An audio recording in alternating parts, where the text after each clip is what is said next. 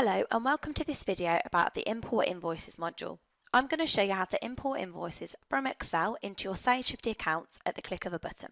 As you can see on screen, I already have a spreadsheet prepared of the invoices I would like to import into my Sage 50 accounts. However, firstly, I will need to check the settings are correct in my productivity suite. Within the suite, I'm going to go into the Settings tab, down to the Sage 50 Accounts section and drill down into Import Invoices. I will need to tell the module which column is which in my spreadsheet. For example, as you can see behind, column K is my accounts reference, so I need it to change it from M to K. And I'm going to turn on the postcode check, as this will ensure the postcode matches the account reference when I do the import. So I'm going to click on column J. It's also worth pointing out the invoicing mode. You can group invoices by the customer account so they all appear on one invoice, or you can produce a separate invoice for each invoice line. This will be dependent upon your needs. Now I've checked all the settings, I'm going to click Save and run the operation.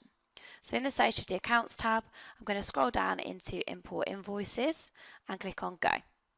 I'll then select the Excel spreadsheet I want to import and it will start importing.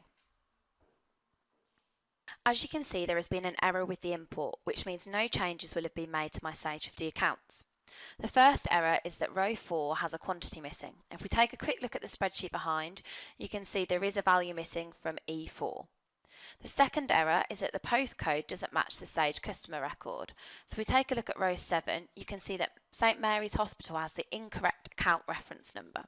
This shows how valuable it is to leave the postcode check on when doing your import. Now, I've already corrected the errors in a different spreadsheet, so I'm going to go back in and import the correct spreadsheet. You can see on this occasion there have been no errors. So now all I need to do is select the date I would like the invoices to appear within my Sage 50 accounts. So I'm going to enter that, and then I'm going to click OK. And as you can see, the invoices have been imported successfully. So we just take a quick look in Sage 50 accounts and refresh the screen. You can see that the invoices have been imported successfully. It's also worth pointing out there is a shortcut button within your Sage 50 accounts to take you directly into the module.